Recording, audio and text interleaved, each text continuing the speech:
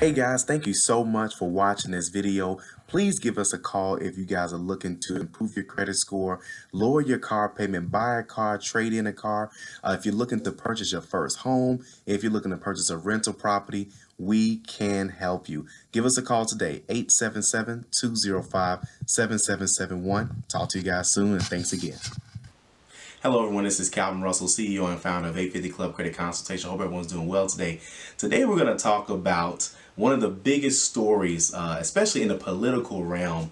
But if you plan on, going Democrat this year, of course, well, not this year, of course, when the elections start, listen, you most definitely got some tough choices to make, especially with one of the largest topics, that we haven't talked about, honestly, in the last 10 to 15 years, and that's student loan forgiveness, all right? Unless you've been hiding under a rock, you probably even heard, within the last few hours or so, Bernie Sanders now proposing his new plan for student loan forgiveness. So he's actually been pushing a very similar plan, just tuition-free college for quite some time. And to go along with that strategy, he's now introducing icing on your cake, and that's going to be, of course, the student loan debt forgiveness. So I think this is major because, of course, another Democrat candidate, Elizabeth Warren, as I did a video earlier this year about it. And so here's the deal. I'm going to compare both of them, and then you decide which route is going to make the most sense, because there's a lot of factors too. We know the good stuff about it, right? A lot of people got student loans. Nobody wants to pay them. People can't afford to pay them. Some people got them in deferment. Some people got them in default. And some people are like, you know what, I'm just going to keep on going to school until they figure this whole deal out, right? So there's a lot of different ways you can take it. So first off, let's go with the most recent one, because I already did a video on Elizabeth Warren, but I'm going to wrap up the video about her plan, but let's talk about Bernie Sanders' plan. So I took a lot of notes just to make sure I got it right, because I know it's going to be some people on here like, oh my God, he messed this up. No, I got it right. So either way, so now of course Bernie Sanders' plan is going to go like this. Number one, he's going to add a new tax on Wall Street transactions, okay? That's not just stocks. They're talking about bonds as well, too, okay? So, again, Wall Street transactions is pretty much like when someone's buying or selling or holding or things of that sort. I'm not really big on the stock market. I got kind of lucky, I was able to buy some shares of Facebook when it was trading at $17 a share. That is my only experience in the stock market. I bought some other shares of some other random companies, and again, my personal experience with the stock market, you really can't control it. That's just my deal. So I don't know how you can do all that, but either way, there's a lot of people obviously that's trading back and forth, so much so that Bernie Sanders says, listen, there's over $1.2 trillion within a 10-year time frame, okay, that can wipe out majority of Americans' debt, or student loans debt, okay? But at the same time, there's a lot of factors that I thought about, and I'm thinking like, well, there's a couple, gray areas, a couple fill in the blanks, and let's talk about it. So a couple different things. Number one is, if it's that much money, first off, he's talking about $1.2 trillion, and different websites have been saying different numbers and things of that sort, but the one where it seems like the most accurate, of course, is the 1.2 trillion, all right? Either way, it don't matter how much it is. Everybody's trying to get into that pot, right? But either way, the problem is that if you're taxing let's say these transactions on Wall Street and stocks and things of that sort, the problem is that you're assuming that trading is going to be the same, or let's just say, of course, there's going to be dips, there's going to be, times where people do a little bit more, but just so you guys know, that 1.2 trillion is over the span of 10 years.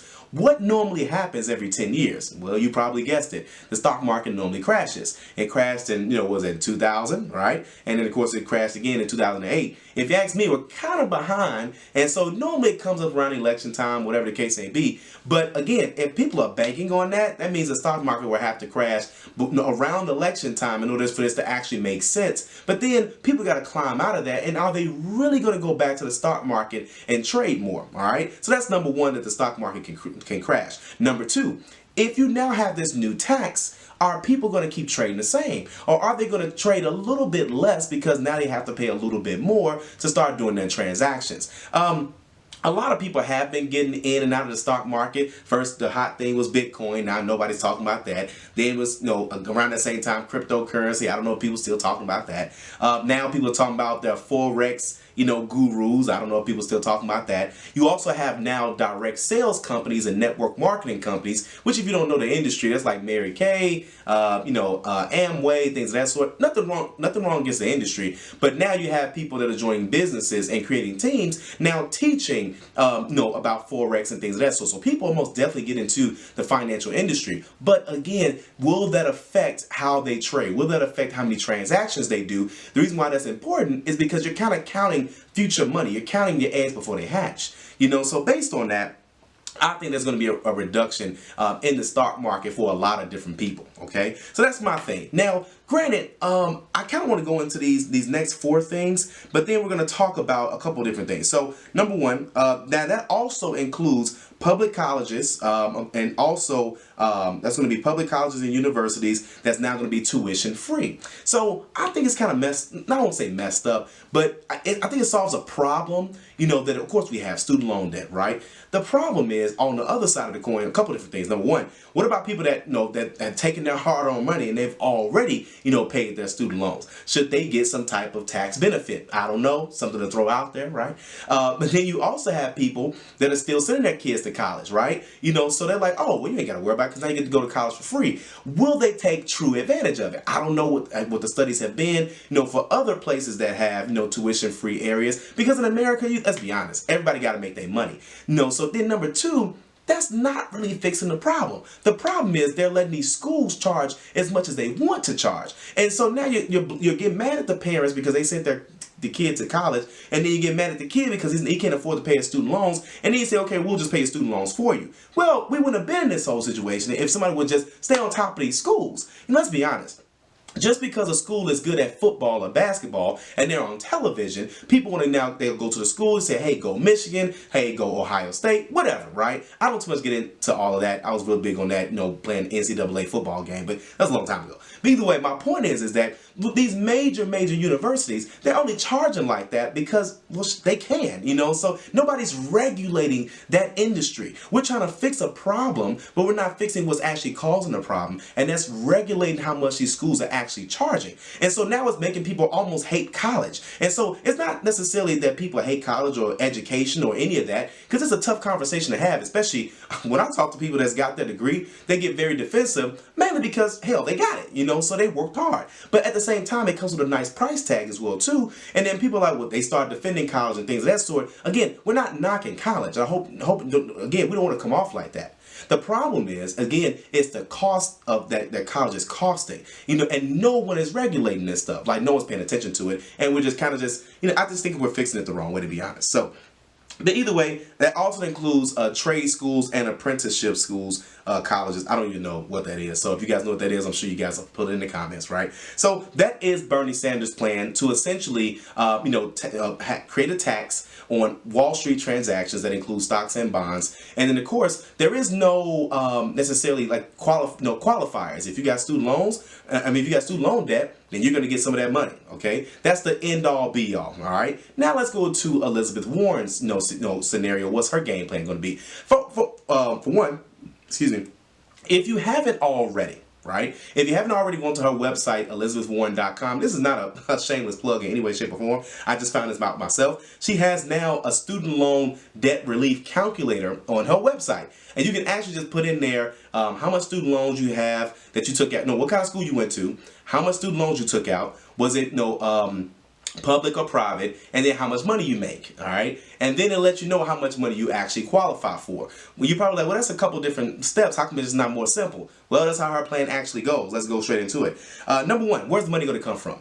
She says she's going to tax the top 1%, or she said the top 0.1% wealthy people in America. Here's the problem I have with that. I think that it kind of contradicts itself. It's kind of like a catch-22. People go to college, obviously, to make money. And if something happens where they work their way up to the company blows up, it does great or whatever, or if they create an invention or if they do something, because a lot of people, they create things, and later down the line, like, we got Facebook got the deal, we got Dell out the deal, we got We got Subway. Well, I think it was a Subway. Either way. So, but you get these companies that kind of start around the realm of college. And then, of course, had we not had those, now those same companies are now billion-dollar companies, right? They're providing a lot of jobs. And now they're getting taxed. It's kind of weird in a sense, because it's almost like you're being punished in a sense for being successful, when that's the whole point, right? But again, I know there's always going to be that poor, that middle class, and that wealthy, right? And then it's always people that's kind of fighting against each other. It's like people are mad because people actually have money. Don't get me wrong. There are some people that most definitely inherited that money, or they kind of walked into it, they were born into it, whatever. People gave it to them, whatever. But then you got people who honestly worked their ass off to get there, and now they're being taxed. I mean, that's just how I look at it, because I'm like, man, it's almost like you're punishing people for, just being like super successful, So, but again, that's your take on it. So she's taxing them. And at the same time, now she has a couple different things. Number one, Elizabeth Warren has been doing this for quite some time, fighting for student loan debt relief and things of that sort. If you guys were lucky enough to be part of the 80,000 people that had got, not I won't say scammed, but I guess it was a scam, by the Corinthian colleges, right? And I'm sure they had great intentions at the beginning, but then after a while it was like, oh, this is really easy. Nobody's really regulating this stuff, obviously. And then of course now she really did push that, to kind of get that going. And let's be honest, if it wasn't for these two Democrats talking about, student loan debt relief, a lot of people wasn't talking about this stuff, like, for quite some time, because there was a lot of other issues and things like that as well too. But let's be honest, this should have been on the table like a long time ago. All right. So then she also pushed for an additional $700 million for people that was already working for public services, and they were promised, student loan, forgiveness. And then of course they said they ran out of funds, and then she pushing for another $700 million. So she's been pushing this for quite some time. I said that to say she knows how to get this thing, how to get the ball rolling.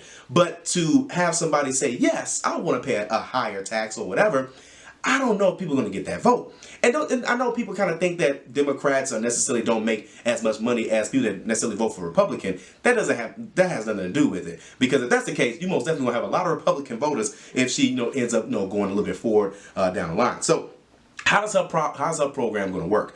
Number one is that if you make, what is that? So she says you're going to get a $50,000 student loan debt forgiveness, up to $50,000 if your household income is under $100,000. Just so you guys know, that's gross income, okay? So that's before taxes are taken out. If your household income is $160,000, you're going to get $30,000 worth of student loan debt relief. So pretty much, if you're not sure where you fall in her plan or where that bracket, you can easily go to her website, see if you qualify for it. And as soon as you go to her website, actually, it goes straight into the calculator. So it's pretty cool. You can actually do it from your phone, all right? So again, my thing is that no matter which way it ends up going, whether it's Bernie Sanders, whether it's Elizabeth Warren, if they make it that far and things of that sort, because it's a very major topic. Here's the deal. Number one, you got to win, right? So one of them have to obviously win. Number two, they got to pass the law. How long is that going to take? Number three, when will the law actually go into effect? And then, of course, number four, that's the one we are waiting on, right?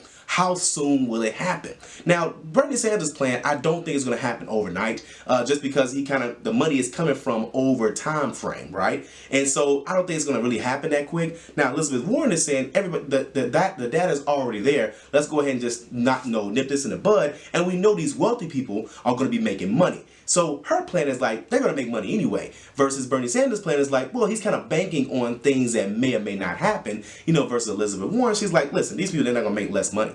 But the problem is that now people may be kicking out their kids that's over 18 years old, contributing to that household income, simply because they want to get that student loan debt relief. So good luck trying to figure that whole scenario out. Hopefully that kind of breaks things down. I know I had to understand it myself, of course, just because I've had clients that have already been asking and things of that sort. But I think you have problem number 5. Of course, if let's say one of them win, and you're probably going to be like, well, you know what? Let me just kind of wait this out, and you stop paying your student loans, or you're like, I'm already in default anyway, or whatever. But again, here's the deal. It's just like when I did a video on when you get into a car accident and the insurance company says, hey, we're going to pay this stuff off. And then do you still have to pay your auto loan? The answer is yes. So you still need to make sure you're on top of your student loans until all of this stuff kind of clears up, if it even happens, okay? So I'm just saying, temper your expectations, but it's good that you know the most updated and accurate information. Hopefully this helps. If you like this video, like it. You want to share it. And as always, be sure to subscribe as we have nothing but great content on the way. And yes, I know I need a haircut. Needed one like yesterday. So either way, thank you guys so much. Have a great day.